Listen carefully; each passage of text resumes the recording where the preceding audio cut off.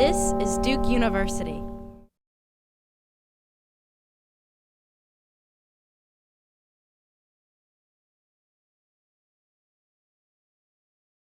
We've had a number of panels where different members of the international organizations that are represented here have talked about challenges of globalization, how it links to development issues, and how it links particularly to what their organizations are involved in this dialogue and discussion.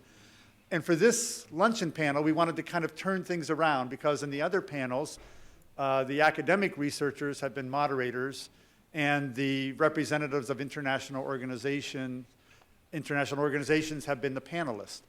And we thought it would be useful to give the academics, some of the academics among us, only a subset, even less than half, a chance to feed back some of their reflections on what they've been hearing over the last couple of days and what their thoughts are that might be useful for this discussion. So the question that we have asked each of these panelists to address in about 5 minutes each in order to have feedback from the audience is what will be the most significant impact of global value chains on international organizations in the next 3 to 5 years.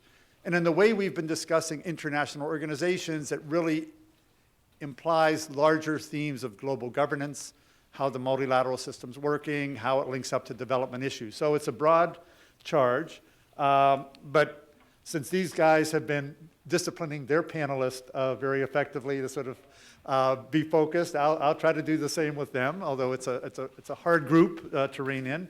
Let me just introduce who the panelists are and the order in which we will be discussing. So kicking off is going to be Rafi Kaplinsky, who's at the Open University in United Kingdom, but for many years, and I think maybe returning to Institute of Development Studies at University of Sussex. So Rafi's had a very long career as a development specialist, and if I get any of the sort of locations wrong, I'll let people jump in with what they're going to be doing. Next panelist is going to be Stephanie Barrientos. Stephanie's at the University of Manchester, and she's in the School of Development Studies there and other locations. Dev Nathan, Institute of Human Development in New Delhi, India. John Pickles, a colleague from down the road who's at University of North Carolina, Chapel Hill, Department of Geography.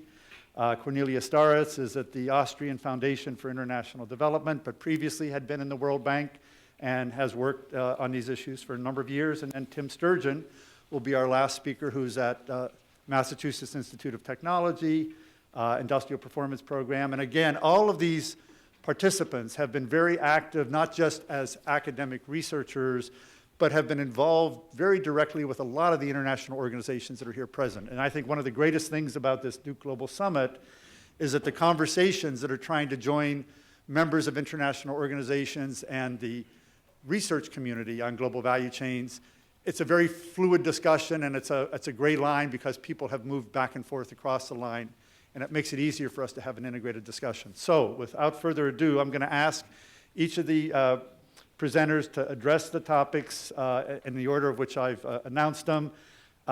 We have mics up here that will be activated from the folks in the back, and I've been asked to request that each of you pull the mic close when it's your turn and speak into it, and we'll let the filming begin. So we'll start with Rafi Kaplinsky. Thank you. I'll try and stay disciplined. I'm going to make 4 points, and those of you who know me know that I'm always off the wall. So let me begin with a very off-the-wall point, which is the context in which we're talking about. My future research is going to be on paradigm exhaustion and disruption of the global system, and that is partly a function of the operations of global value chains, but it also sets the frame in which global value chains work. I believe that the system is unsustainable for 3 sets of reasons. Firstly, because the North, through the extension of global value chains, has set up its competition from the South, and it's eating away at the sustainability of growth in the North. Secondly, I think the social and political consequences of globalization is setting up opposition in the world to globalization, often of a barbarian form, and that the arteries of globalization are going to be attacked. And thirdly, I think that the global value chains in particular, but the global system in general, is environmentally unsustainable, including with regard to energy costs. Now, for me, that sums up into a paradigm exhaustion, which is both associated with a decline in the rate of growth, but also with massive processes of social and political exclusion. And the consequence of that is that the very framing environment in which global value chains operate is subject to severe disruption. The new normal doesn't quite capture it because that implies moving from a steady state to a steady state. But I think we're moving into a very disruptive era, and the past patterns of behavior will no longer become feasible in the future. Point number one. Point number two, I think we have to talk about new actors on the political and economic stage, particularly with regard to global governance. The idea that China in particular, and I speak with an African perspective, will merely slot into an established frame of global governance, for example, in the World Trade Organization, but with regard to trade liberalization and a variety of relationships which are subject to bilateral, plurilateral, and multilateral governance, is going to be threatened, and I think that that will have implications for global value chains. Now, turning to the specific implications, and this is an unrelated point, the specific implications of what we learned for one of the UN systems in particular I work with, which is that which is focused on industrial policy. And many of us think of industrial policy in the flying geese model. For those with a more traditional economic background, I refer to Serquin and Chenery, and more recently to Justin Lim and Celine Monga, which essentially talks about industrial development as a process of structural change in moving through sectors in order to achieve a more diversified economy. Now, the next World Industrial Development Report by UNIDO is essentially looking at global value chains and structural chains, and it completely misses the point. Because in the world of global value chains, the significant changes are not between sectors, the significant changes are more often within sectors. And many of the industrial policy perspectives and the instruments which we're used to looking at are very much in the Hirschman fiscal linkages sense of generating rents, appropriating rents, and using them for structural change. So I would think. My final point, what I think is going to change, is the severe debt crisis in almost all the industrialized countries is going to challenge one of the major advantages which the corporate sector have with respect to globalization, which is on transfer pricing. And I think the double Irish type agreement, which you see most specifically in the IT sector, will, and the challenge on that, will filter through to a retreat, I hope, to some extent from the world which Will Milberg and the Open Evening pointed out, which is the state being in complete retreat from the private sector. And I anticipate and hope that we'll see a re-emergence of national sovereignty over the powers of global capital and therefore in the limitation of the purview of global value chains. Great, thank you, Ricky. And remember, these are going to be opening statements, and then we're going to open the floor after this first round of statements for you to make comments, questions, et cetera, and then we'll have a dialogue. So let me now turn it over to Stephanie Barrientos. Thanks very much, Gary. Just to say first that I'm going to focus on this question from a development perspective rather than looking at global value chains per se. So I'm just looking at that relationship, but especially in a context where in this new world, which Pascal Lamy described so succinctly yesterday, where the creation of jobs and work is a critical path out of poverty. And one that is being more recognized, but I don't think being sufficiently recognized by many of the international organizations.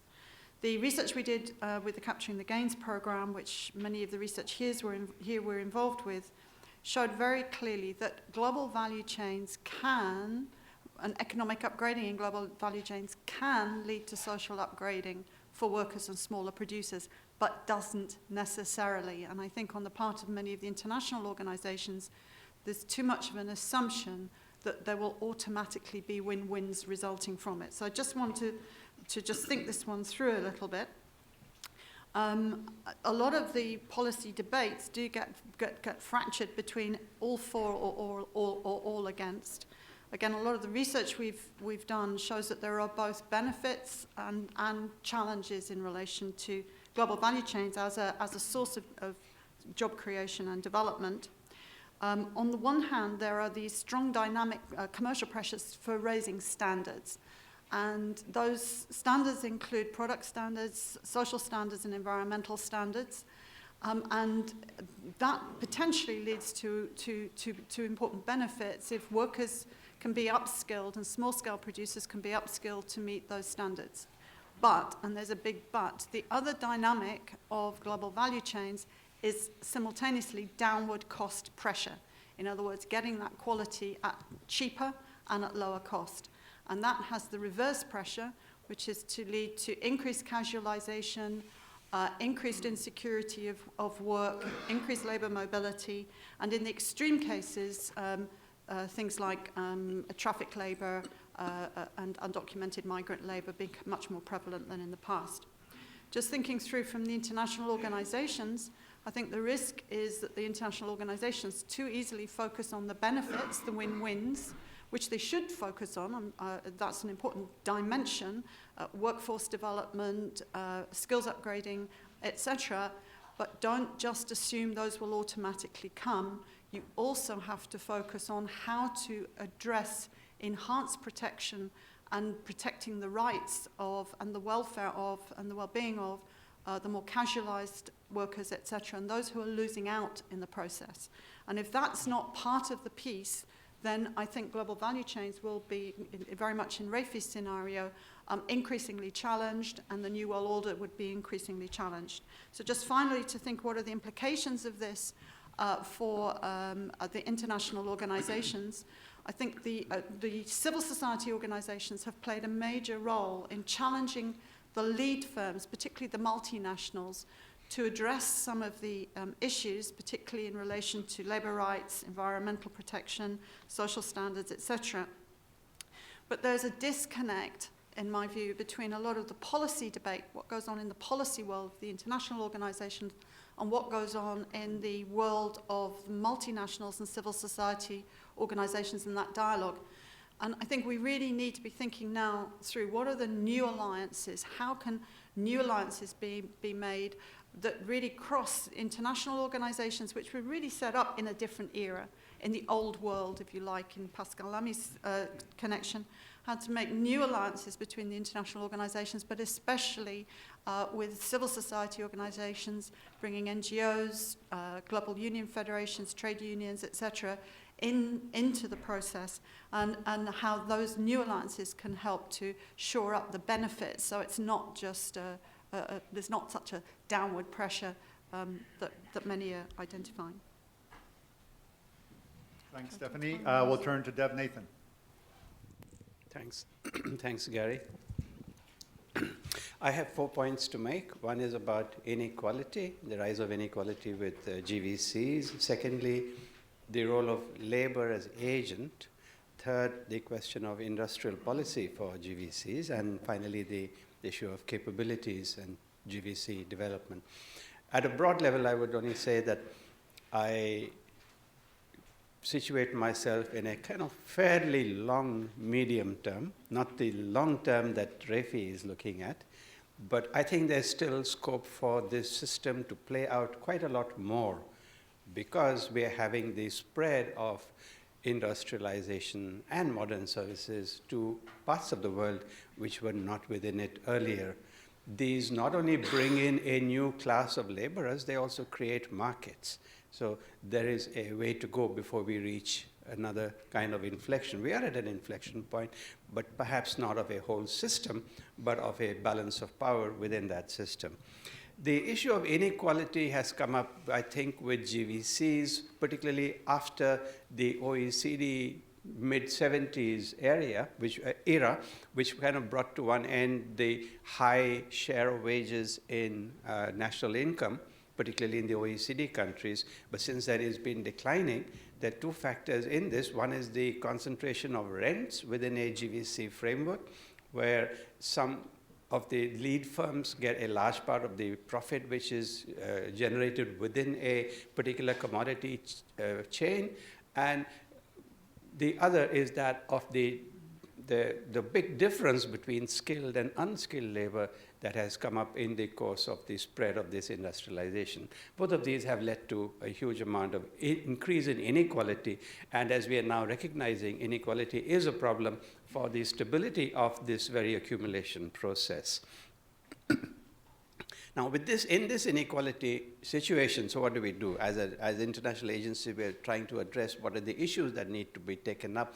One is that of labor, because that's a very big part of the inequality. If we are able to have a better paid working class, a labor force around the world, it will help a lot in reducing inequality. Some countries have been able to do something on reducing inequality. Brazil, most of all, by increasing minimum wages, they made a huge dent on inequality within Brazil.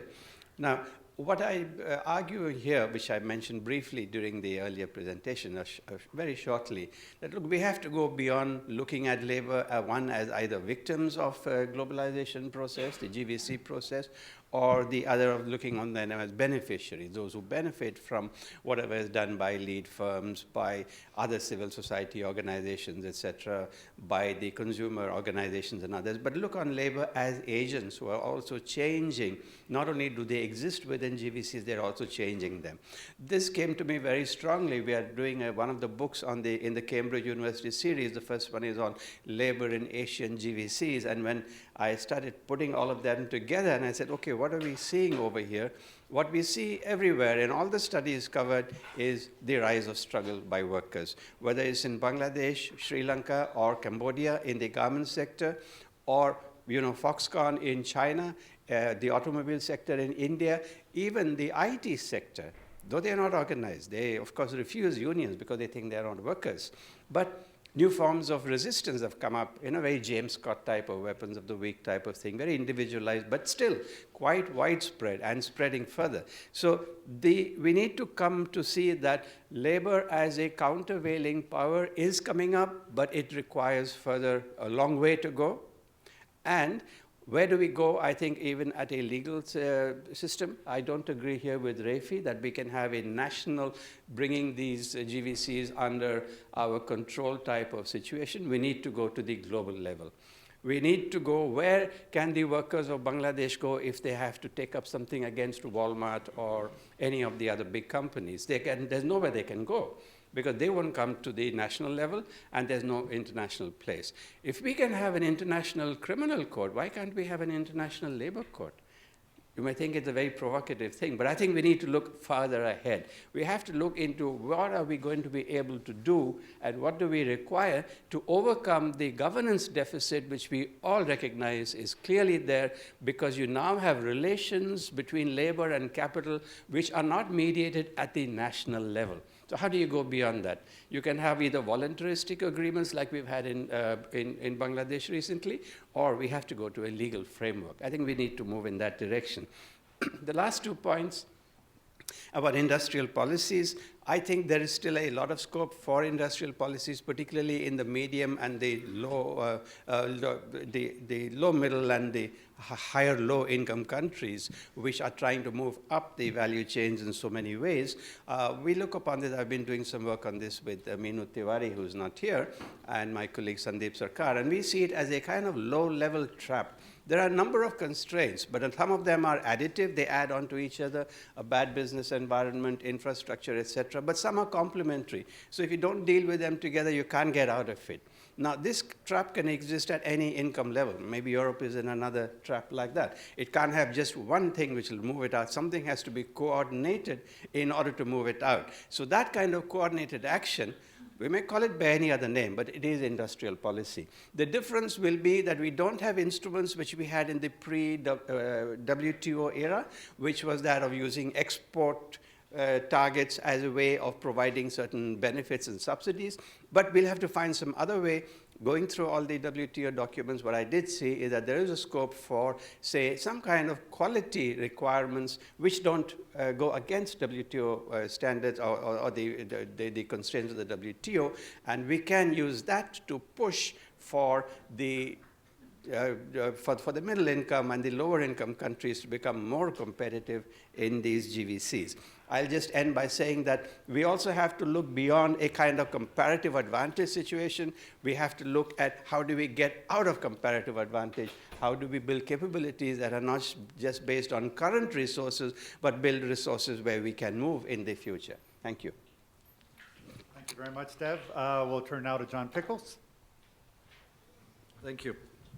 I'm not sure I have anything I can say that speaks to institutions. I've enjoyed being here this week, and I've learned a great deal from the institutional actors here, and I'm particularly impressed by the interinstitutional coordination that seems to take place. I guess it was a surprise to me.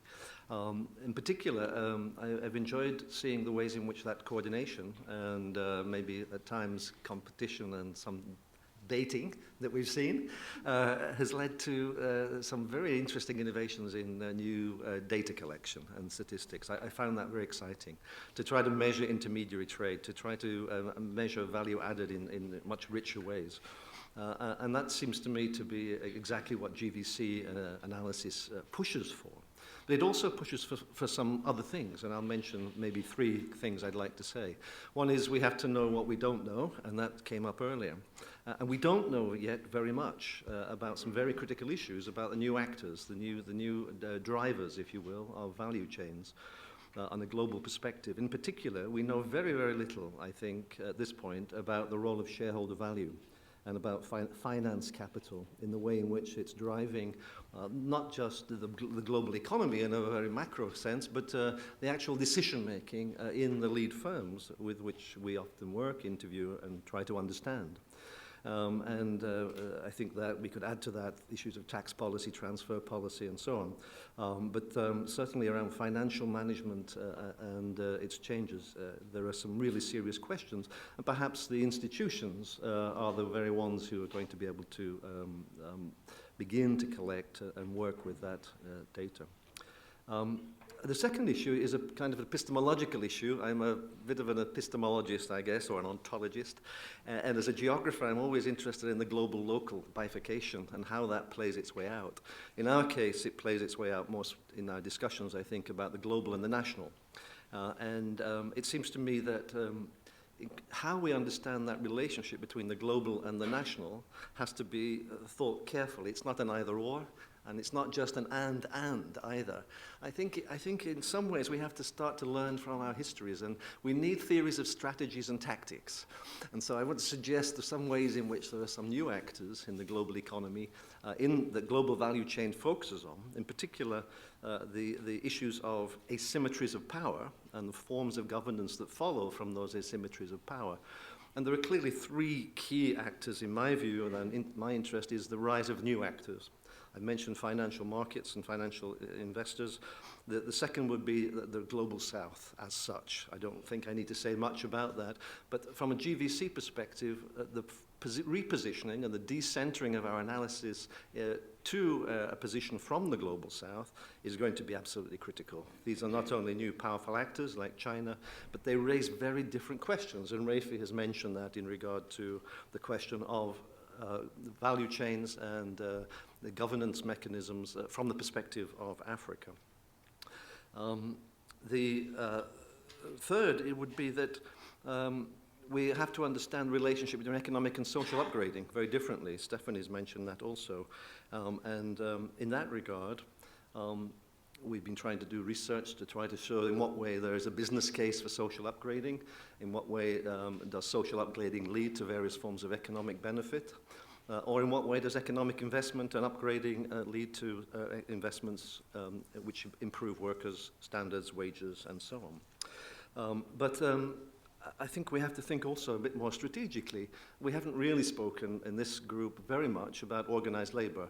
Dev has mentioned the role of labor as actor, and I think we have to give a lot more attention to the emerging role and changing role of organized labor internationally, the trade union movement in particular, but not only, and the relationship between the movement and community organizing, which I think, and we had some discussion of this earlier, it may be taking slightly different paths than both GVC scholars and institutional actors are considering. The third is the emergence of new spatial formations. We mentioned earlier the mega-regions. I would prefer to think more about interregional formations, cross-regional arrangements, trans-border linkages, which I think offer a certain kind of tactical possibility for small or poor countries, both economically, in terms of economic upgrading, but also in terms of then their positioning vis-a-vis international capital. And finally, it's a question, it's a challenge, I think, that I'm interested more and more in, and others have written about it. To what extent does the global value chain operate as an amplification device, a kind of amplification mechanism for, certainly for the financial crisis? That's where we understand it. The financial crisis was amplificated through the structure of the current global economy in ways that may not have quite happened before. And what does that mean? And it seems to me important to think through that process of amplification. We mentioned the first day about the role of global value chains in transforming environmental issues. And it seems increasingly that the global value chain is going to amplify already serious environmental issues. As you know, Korea and China have just built the biggest ships to experiment with passage over the Arctic to deliver into Europe and into the Americas. And it's not quite clear what that will mean as new kinds of logistics systems, new kinds of transport mechanisms begin to come into operation. And similarly, I think global value chain has to influence institutions by thinking about the end effects of value chains. That is, that we produce commodities that circulate globally, but then go into waste channels. And we have to think about how that is part of the value chain and how we might respond to that increasing accumulation of waste products. Thank you, John. Now we'll go to Cornelia Steritz. Thank you. I mean, we all see clearly the importance of global value chains and how the phenomenon has changed how we do analysis and also policy. But I think what we also saw is that different actors use different approaches and also focus on different issues. And I think that this is a great opportunity also during these days because we can learn a lot from these different approaches and how global value chain is used also for policy recommendations. But I still also want to highlight some aspects that have been discussed and I think are important to make global value chains more than an empirical phenomenon, but really to an analytical tool or analytical approach. And I will base here, link here a bit to what John and Dave already said. I mean, one is this importance of power and governance, also the role of lead firms.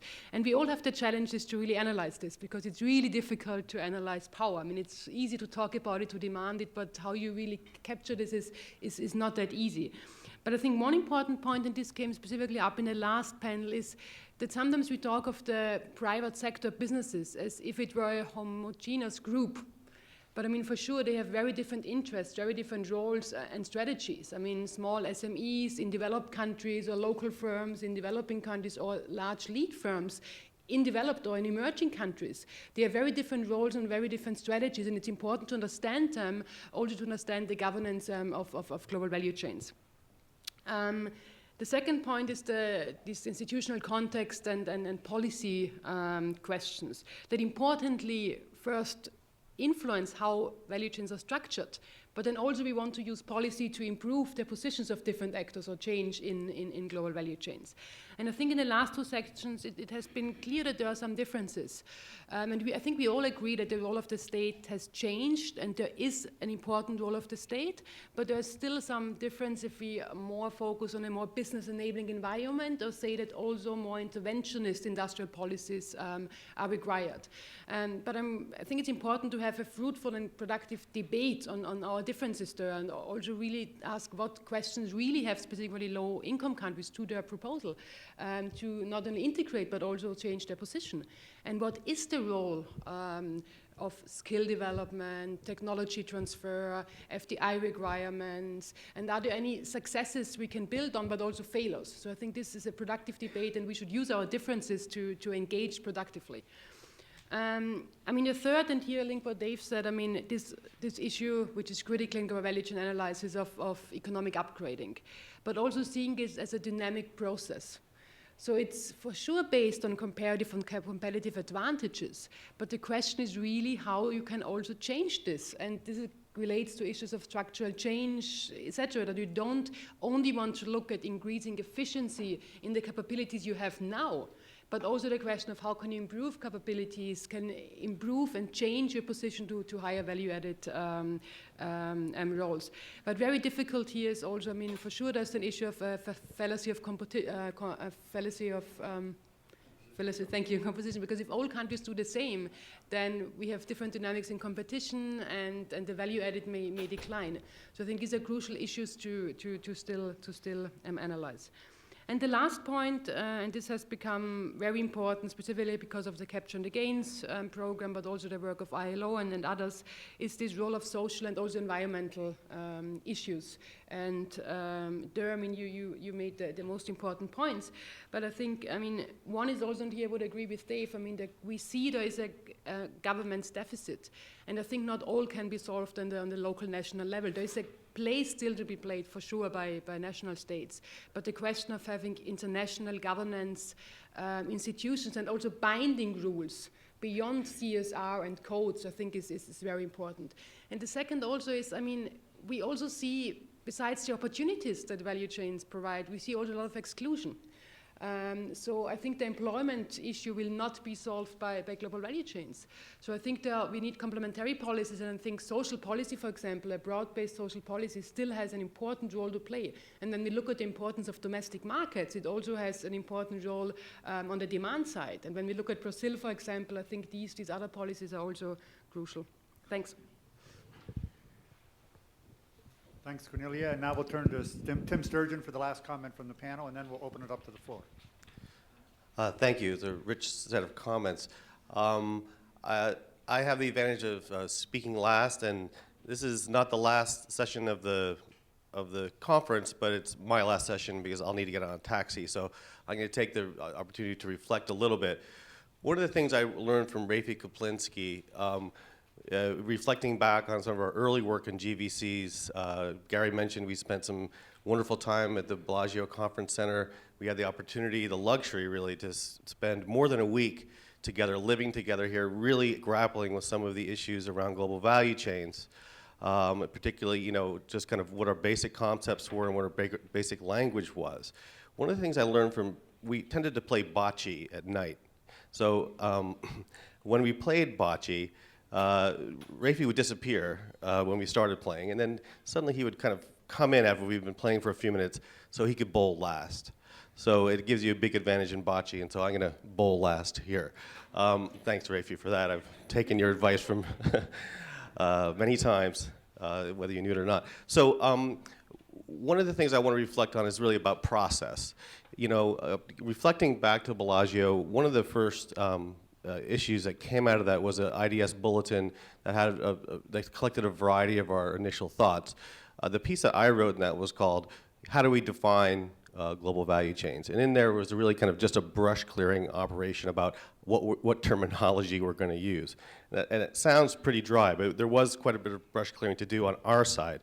You know, we had global production networks, we had global commodity chains, you know, so we really kind of thought a lot about what we're going to call the entire concept. And inside of that, the idea of lead firms, the idea of working with suppliers, but different kinds of suppliers, global suppliers, turnkey suppliers, full package suppliers, global intermediaries, and then local suppliers. So these are a set of terms. Industrial upgrading or upgrading was kind of, you know, defined at that time as well. So the point I really want to make is a conference like this really can work because we can speak a common language. And I think we almost take it for granted. Now, in terms of trade economists, kind of, you know, engaging with the topic of global value chains, showing us through new statistics that, you know, global value chains are real from a statistical point of view, you know, it fits very well. There's, you know, concepts of value-added trade, vertical specialization, and these all kind of fit together in a conversation that's easy to have. Now, for academics who work in an interdisciplinary environment, and I'm sure for people in international agencies who are in the alphabet soup of that, who kind of working across agencies, you know, there's a huge learning curve to even know what it is you're talking about. So the fact that we can have an easy discussion here over a 2-day period using kind of common frameworks, and I would also add in the idea of clusters. You know, I'm from geography, so we call those agglomeration economies, we call those industrial districts, you know, and the reason I bring up clusters is because clusters are important. Not all clusters are part of global value chains, but all global value chains are comprised of clusters. So we need to have that cluster kind of concept. So we call it clusters, but we mean all of the other things. We know that.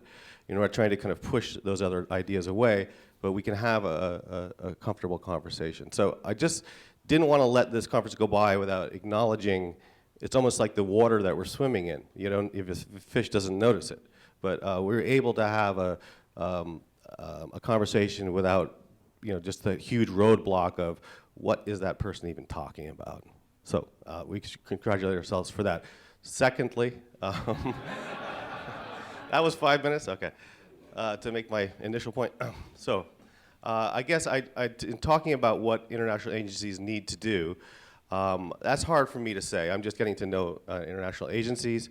But I think that kind of governance gap, you know, the thing about global value chains is that it really, the traction that domestic politics and domestics and states have over the kind of local economic actors is weakened because some of the very important, sometimes the most important economic actors are not really in your economy. They're not making decisions anywhere near your decision making. So it's very hard to engage or to discipline companies. And so I think that the role of international agencies is going to be critically important to kind of filling some of those governance gaps. So I'm not sure how that's going to play out, but I just want to give you that responsibility. So, so then I can't, we haven't really brought up one of the major data gaps. We talked a lot about data, but we haven't really talked about services. So I've been doing a little bit of work on services, and I see that the statistical framework around services is really, it's not very well designed for studying global value chains.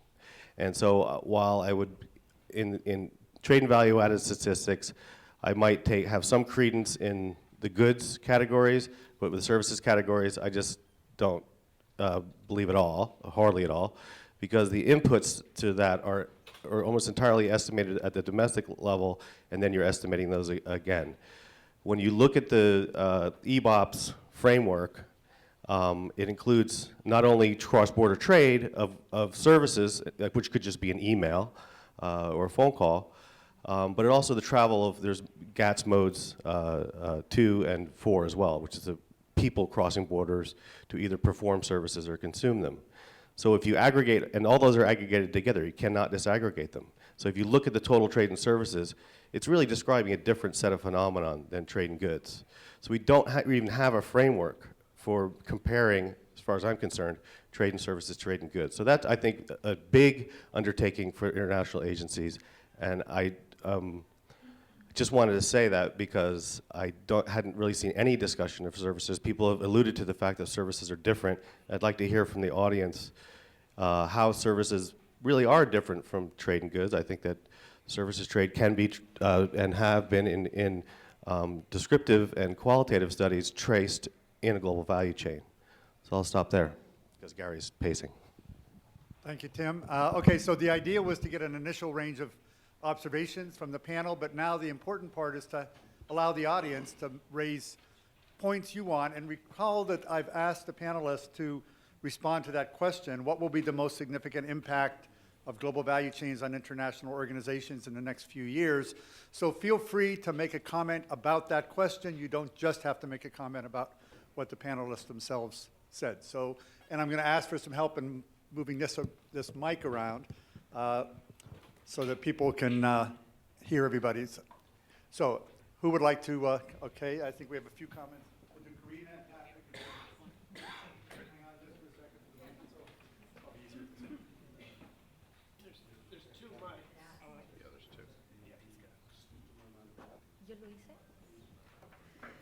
Okay.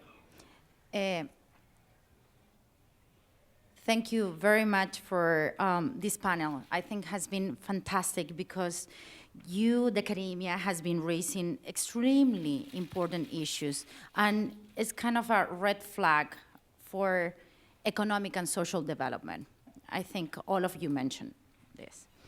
And I want to share the experience of my country, okay? I'm from Chile, and since maybe 45 years ago, it started a new paradigm on economic development, okay? And Chile has been following all the recipes that international organizations has been suggesting. And it has been entering in value chains, has been participating in many of these chains and upgrading, especially in chains that are extractive industries or agriculture that usually is not easy to upgrade, especially in developing countries, but has been able to do it. And everybody see the country as an example, as a best practice, and the good boy of the class. But then when we analyze deeply what has been happening in Chile is this social development. We see that everybody has been doing better, has been an economic development, less poverty, and everybody is moving up, but differently. And Dev, and I think Stephanie and Rafi mentioned, the income inequality has been greater. More economic growth, but more income inequality. And now we have big social issues. For more than 4 and 5 years, students has been striking about this. And are we a best practice or not? We need to maybe think, how can we make these GVCs more inclusive and fair? Can we do it? What should be the new development model? What is the role of international organizations? But because what we have been hearing, that the actual model is not really creating the effects, the desired effects. Thank you. Yeah, I too want to say that I found it thoroughly interesting listening to all these presentations, but there was one thing that I just wanted to check with Rafi when he was talking about the paradigm exhaustion. You had 3 points. The first one I've written down as northern growth undermined by southern dynamism. Now, that may not be a fair representation of what you said, but the idea that there was some kind of conflict between these two tendencies is something I'd like to understand better.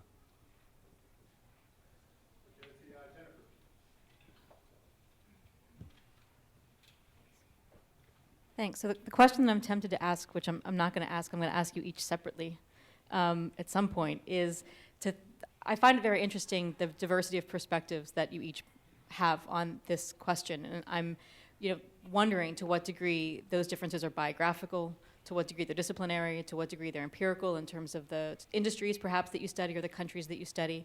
But I want to specifically ask, I think probably Rafi to Dev are the folks who address this issue most specifically. The question of the role of international organizations in the future in dealing with the governance deficit. And we've talked a lot about, sort of social upgrading. I think that to a large degree, on the one hand, as Steph has repeatedly pointed out, there has been a tremendous use of global value chains in a strategic fashion by civil society groups. I would include organized labor, but also a range of NGOs in figuring out how to leverage the power dynamics of those global value chains to put pressure on the actors that have the leverage, presumably, to change conditions in supply chains. At the same time, I think there's a growing consensus among those who are looking empirically at the efficacy of those sorts of instruments, that at least the standard code of conduct kind of model, the private auditing model, has not produced sustainable improvements In some cases, it may not be making much difference at all, right?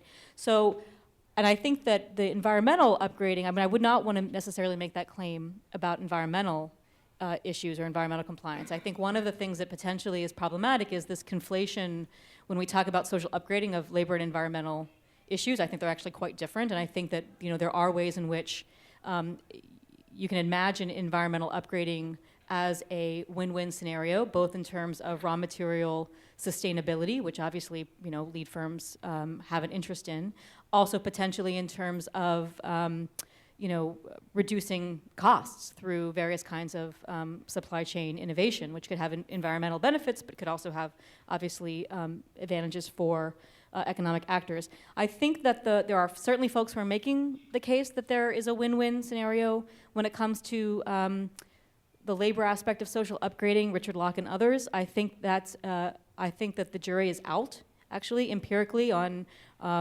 whether that's true or almost certainly more specifically the conditions under which that's true, right, which is undoubtedly what we're going to find.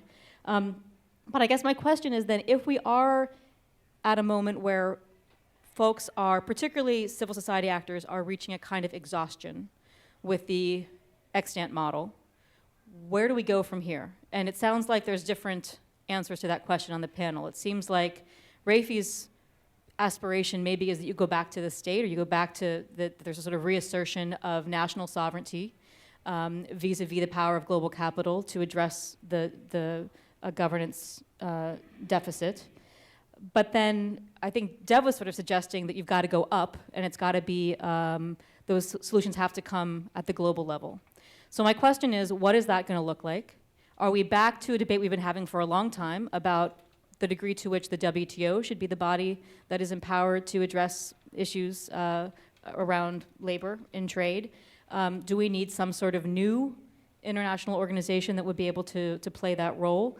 Are there going to be new, actually potentially private legal regimes that are emerging to deal with that global governance deficit? And there are folks who are arguing that we're already seeing that, the use of, for example, international arbitration as a way to resolve disputes around labor standards, for example, in certain supply chains. So which of those options, if any, or are there completely different hybrid forms of governance that we need to think about in terms of moving the frontier on that?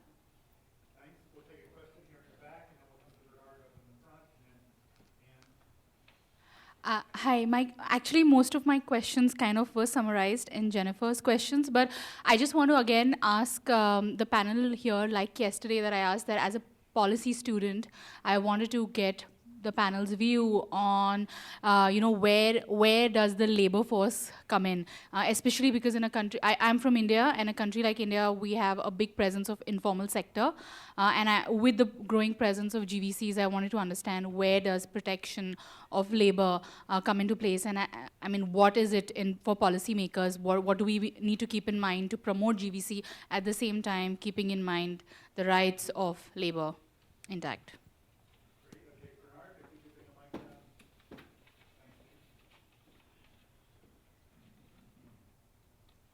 Thanks.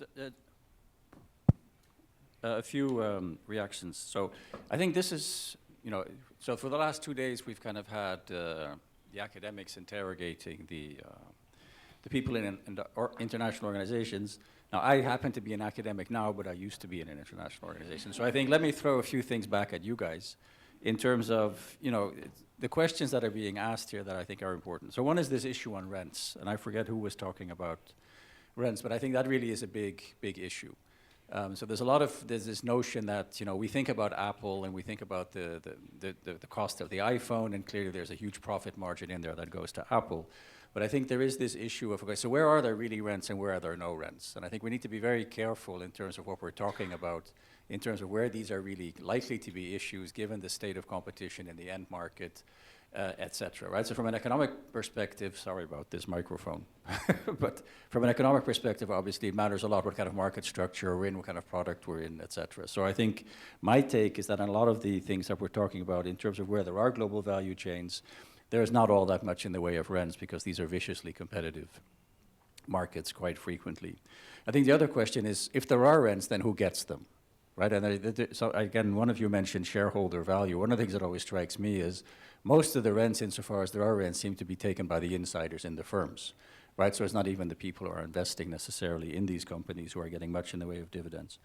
On the national sovereignty question and this notion of an international labor court, I think here I would start by saying, okay, let's build, instead of starting very much from the top, let's go bottoms up. And I think here one kind of stylized fact is that every time governments sign trade agreements, nobody has the right to actually say, we're going to help you enforce those agreements, right? So they don't have standing. So in the recent agreement between the European Union and Canada, the Canada Economic and Trade Agreement, right, there's a provision that says explicitly no national of any party can actually take the government to court for non-implementation of any provision in this agreement, right? So we have the investor-state dispute settlement I mentioned, but people basically don't have a right to actually take governments to court. So I think we need to start with that before we can even start thinking about going beyond the nation state. And my take from what happened in the crisis is that the state is very much back. So I would agree with Rafi on that, even within the European Union, if you look at what happened in the financial sector. Final point on services. I think this is a huge research agenda, and I think this whole notion of distinguishing between goods and services increasingly makes no sense at all. So we're stuck with statistical conventions which really don't reflect what we're interested in, which is value added. A lot of the value of goods is services. So I think there, really ultimately what we're going to have to go back to are returns to factors. That's ultimately what we care about, right? And whether that return comes from producing a tangible or producing an intangible, I think really, that's kind of completely arbitrary. So we'll turn to Aaron Sider and then to Ann. And then one final question, we'll go to Andreas. If one was to go and ask 10 people on the street which country has been most important in global value chains, I would like to think that the majority of them, if they understood what a global value chain was, would pick China. We've recently seen probably the most dramatic transformation in human history in terms of the number of people moving from poverty, out of poverty in that case. But yet the panel and over the past couple of days, we've heard very little about China. In a certain sense, China has followed, this could be a point of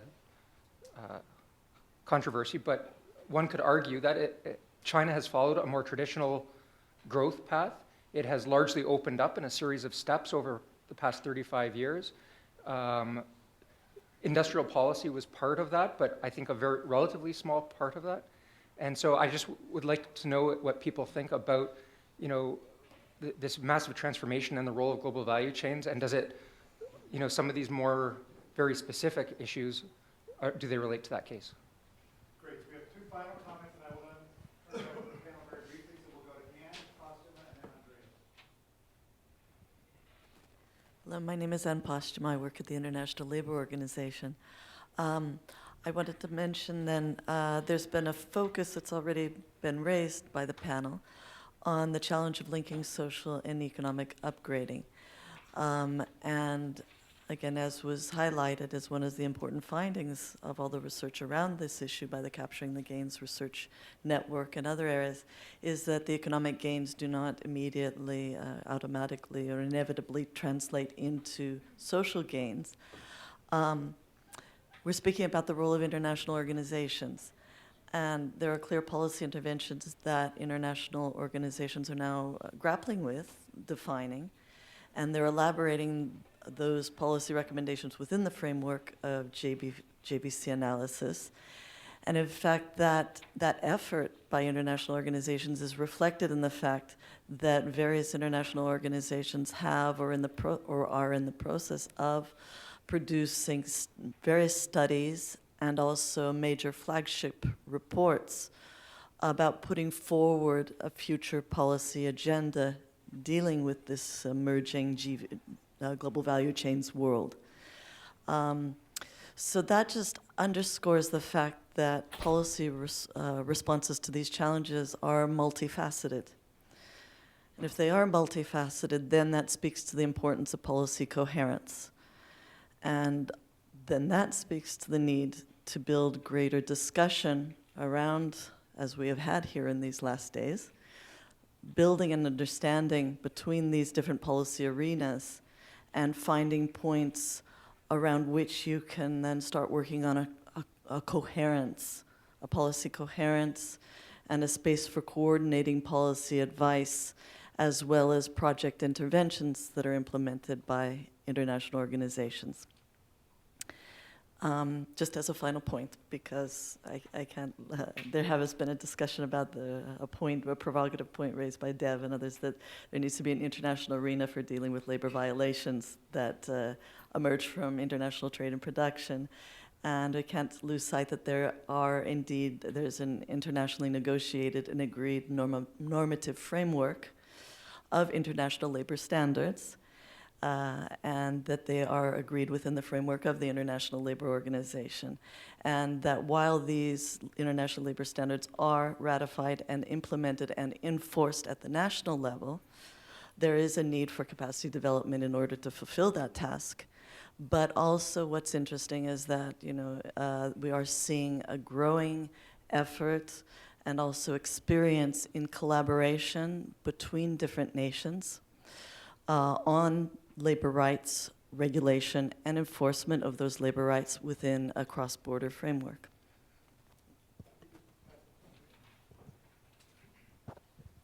Yeah, my name is Andreas Springer-Heinze. I work for the German Development Aid Agency. And what we do is projects in capacity development. So our task is really to qualify people, to bring people together, to build capacity at the national level, both in the private sector side as well as on the public sector side. Now, as a development practitioner, not a policymaker, not a researcher, I'm very much interested in recommendations. Now, listening to the discussions that we've had and taking off from the observation that supporting value chains does not automatically produce social results that we desire. Now, what are the conditions that we have to take into account in doing our planning? So if I just describe very practically what my work is, I come to a country, and within a relatively short time, by advising the government, working with private sector, I have to come to conclusion with partners. Now, what is the best strategy to take? And that can't build on big studies. There must be some criteria, straightforward criteria, by which we can then make a decision. Is it good to support a particular global value chain in this place? Will this be successful? What are the conditions of success to take into account? Or should we rather look at the local economy exclusively, ruling out global value chain integration? Or is it about regulatory, the regulatory side, governance, and maybe rather imposing restrictions even on the activity of companies, because we know that this can also be disruptive. So I know that, of course, when you are in an academic world, you would always say, oh, it depends, and you have to take into account so many factors. It doesn't help you much being a practitioner that has to come to conclusions. So what I would expect from the academic world is, well, can you come up with criteria and clear rules that can be applied and that would deliver us with a good decision-making basis in a relatively short time? Some analytical tools. I know it's difficult. It's difficult, and maybe I'm asking for too much, but it's simply a practical need, and somehow we have to respond to it.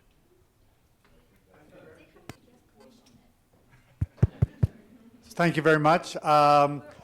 Fortunately, we have one more panel this afternoon that can help us address some of these issues, but I do want to return to the panel. But when these guys were moderators, they were very happy to tell the respondents, after all these giant questions were raised, that you have 1 or 2 minutes to actually answer. So I'm going to do the same thing to you guys, but I'm not going to expect you to answer all the questions.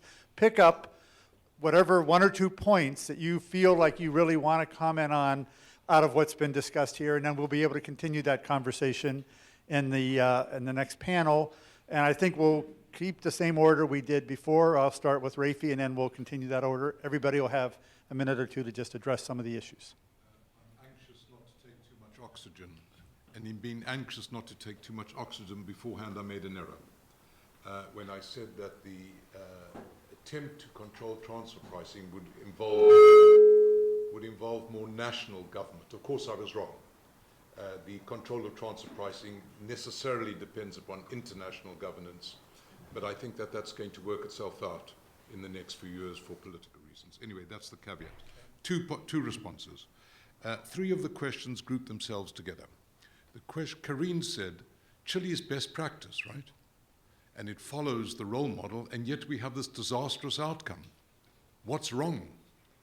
Patrick says, Rafi, why are you talking about a win-lose outcome? I'm an economist, I know about specialization, comparative advantage in trade, and there's no reason why in a global system somebody's gain should be at somebody else's loss. And Aaron has pointed to the fact that China's been a massive gainer with globalization. Now, that's the standard view of globalization. It depends analytically on full employment in the world. Once you talk about non-full employment and excess capacity, then the win-win outcome to globalization begins to be eroded. So my end of paradigm story is partly a technology story, because the rate of technological progress has slowed right across the system. It's partly an economic story, as Piketty points out. The high rates of profit in the second half of the 20th century were historically unusual, but it's mostly a political story. And I think the implications of the unevenness which are consequent on the rapid drive of globalization are setting in train political processes in the North which make the system unsustainable. We have the rise of fascism in Europe. We have the destruction of the middle classes. We have a fall in real living standards in the US of people in the bottom 40% of the income profile, which are now lower in real terms than they were in the 1970s. That will have a reaction. That will have a reaction, and I believe it will be one of the factors which will tend to limit globalization. My second point, and it has implications for our research agenda, which I'd like to address tomorrow, was the question of rents.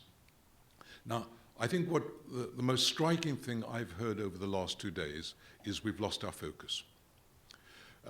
Gary's big contribution in 1994 was to move beyond Kogut, beyond Porter, who described the value chain as an input-output relationship, which is essentially a heuristic category.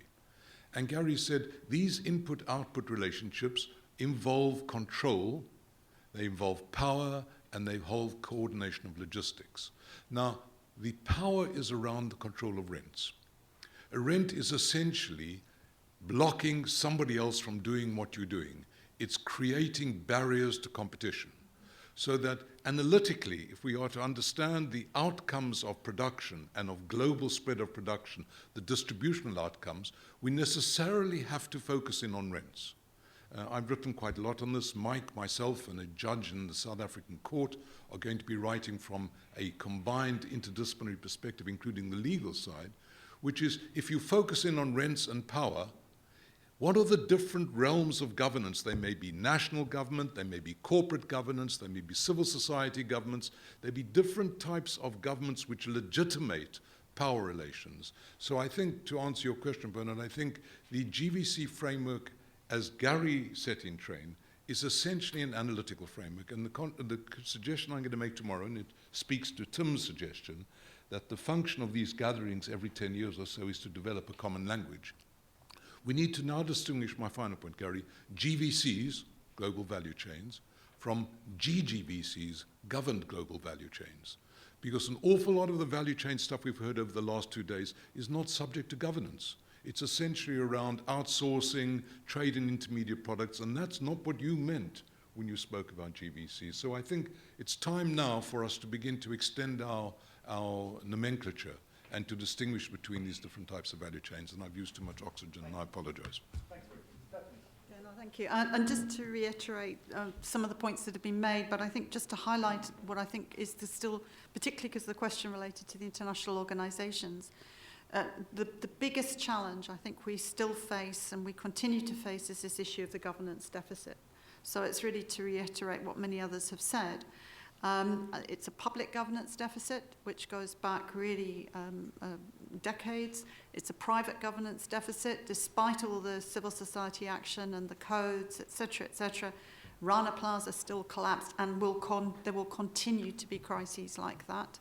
But it's also a social governance deficit, because although many of the global union federations and the NGOs are involved, they're not, and they're good at finding those leverage points, especially in relation to the large branded companies.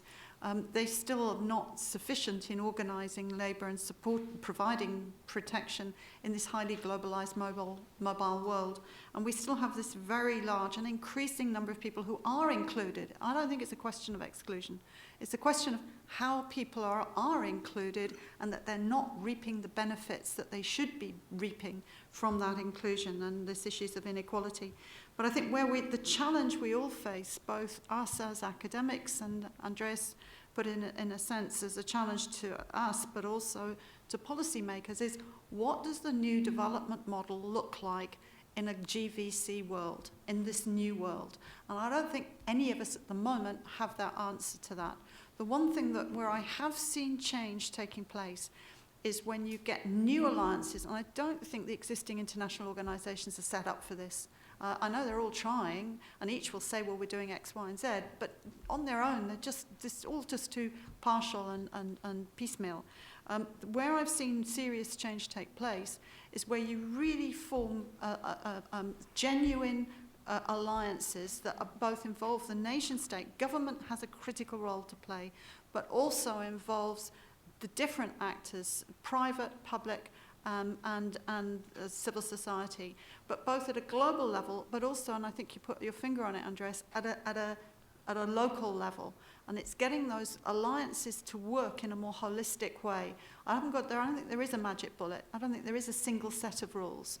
But there are processes and procedures, but we've all got to get out of our silos. And I do work a lot with the different actors, including the policy actors, and I'm afraid I'm not as optimistic. I think there's too much sitting in silos at the moment and thinking that that just things will change and GVCs will solve the problems. They won't.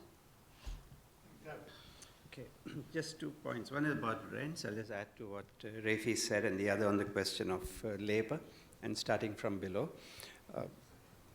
Rents come from a number of sources, and I don't subscribe to the neoclassical theory that marginal productivity is what gets you your income. It's power that gets you the distribution of the income. And it's because Apple has a certain power that they're able to get the rents from the iPhone or whatever else they produce.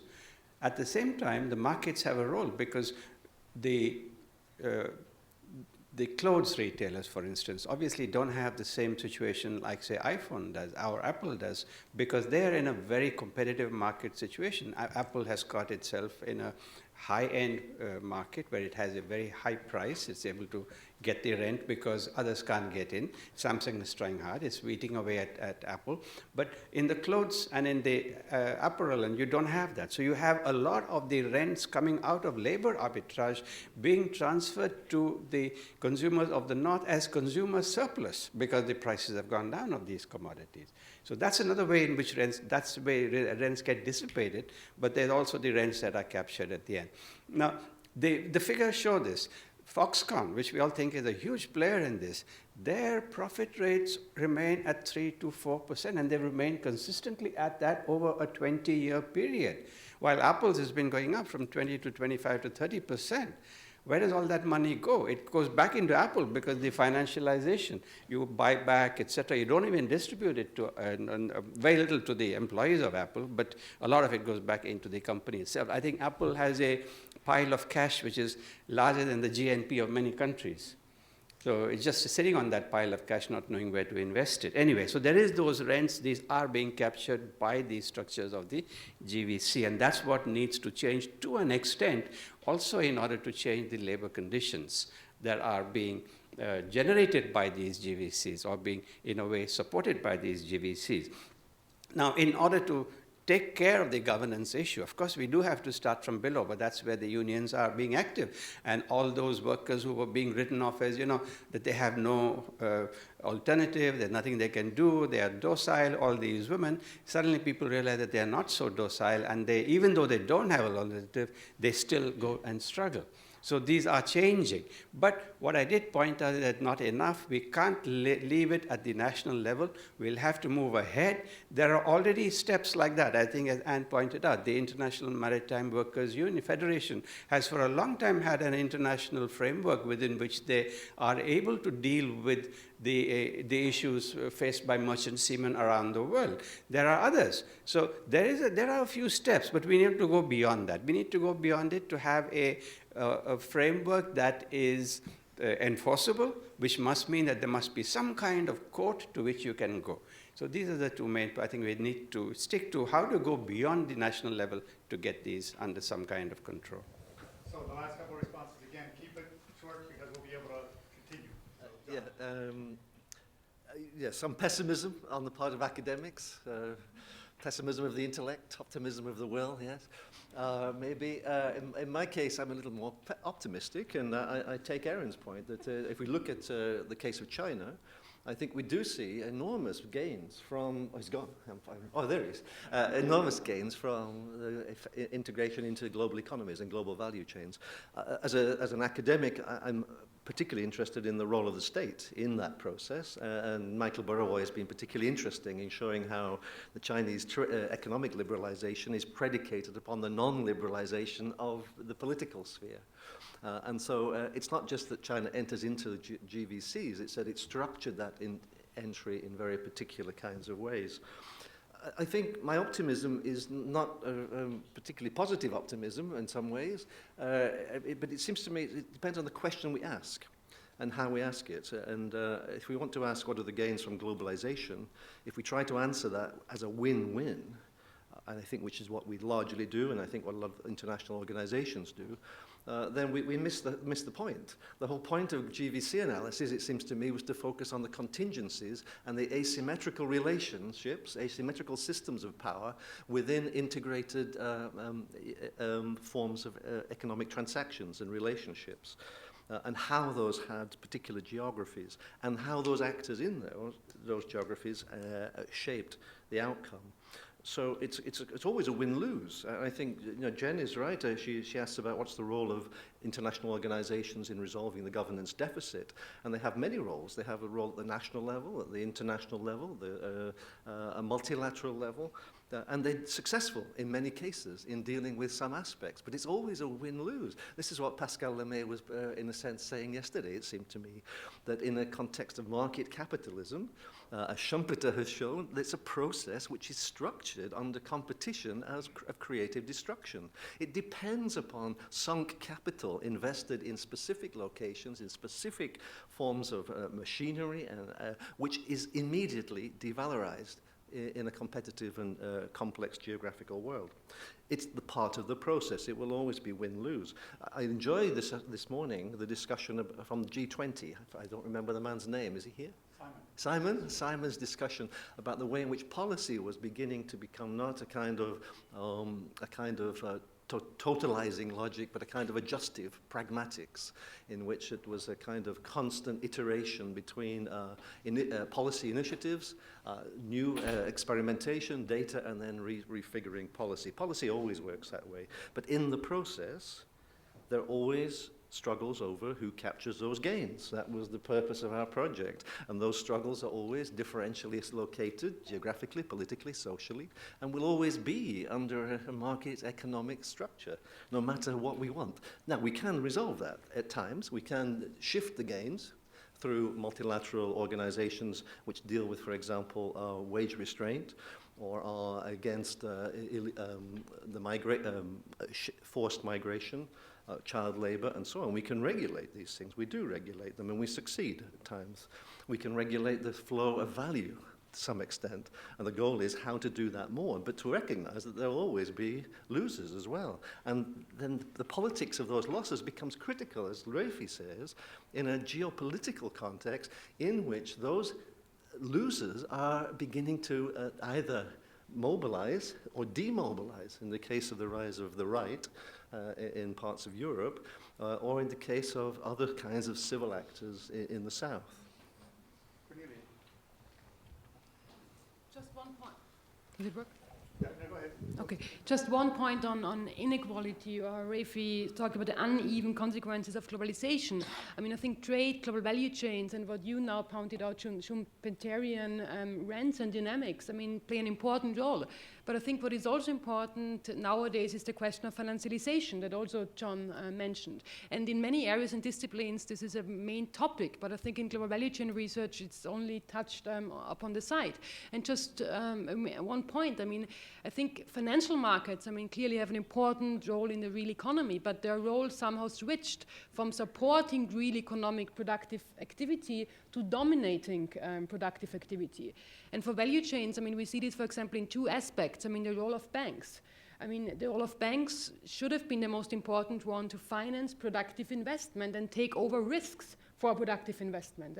But they really, in many countries, don't fulfill this role anymore.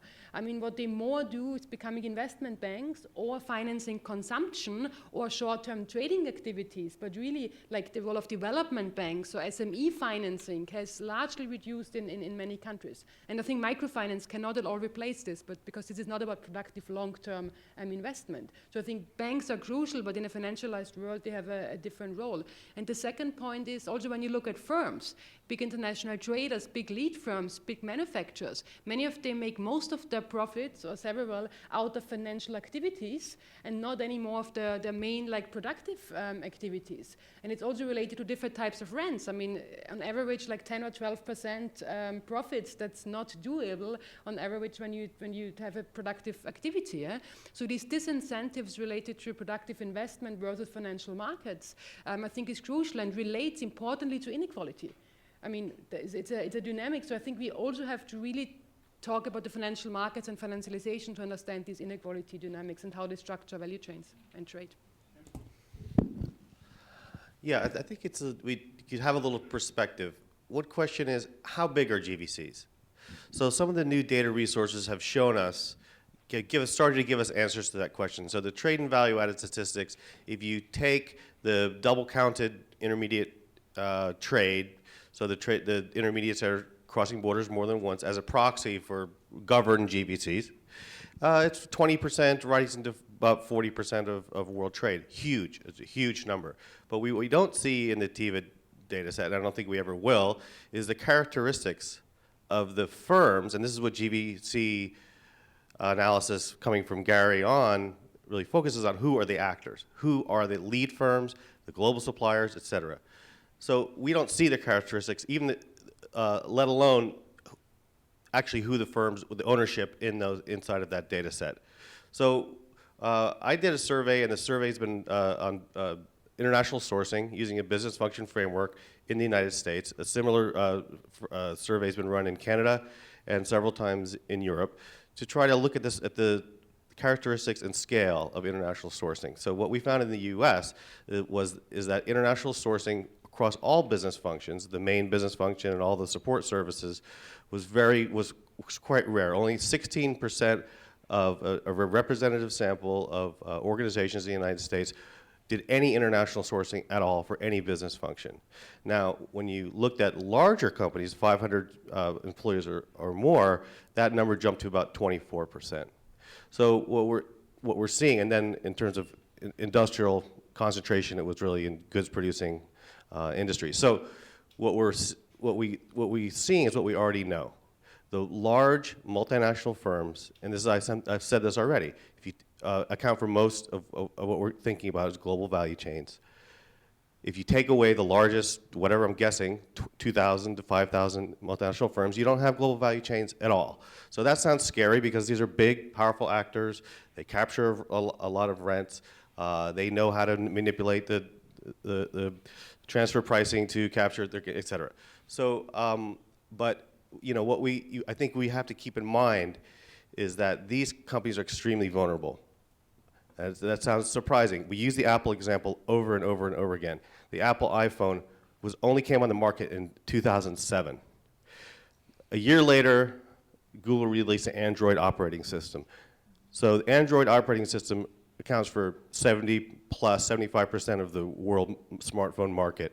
The rest, Apple has about 20%. But you have to remember that the incumbents, the Nokias, the Motorola's, the Blackberries, they've been rendered completely irrelevant in just a few years by two companies, Google and Apple, that were not even in the mobile phone industry.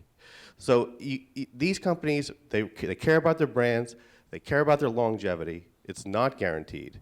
They will come to the table, but the only organizations, the only actors in the global scene that can go toe-to-toe with an organization that is truly global are the international agencies. And I think that, but there is an incentive on the other side.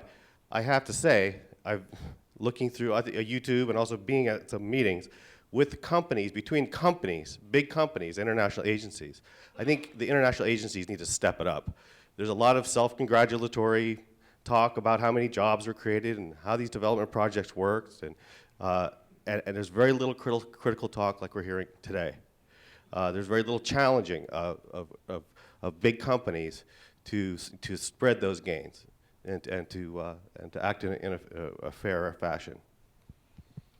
All right. Well, first of all, let me thank the panel for a great set of starting observations and also concluding observations. And I think Tim's last comments are a great way for us to get into the last session as the ball keeps getting passed back and forth between international organizations, academics. I think it's just been thrown back to the international organizations. But since we all are drawing to a close also on the Duke Global Summit, let me reiterate something that Fritz Mayer and I have said several times from the beginning.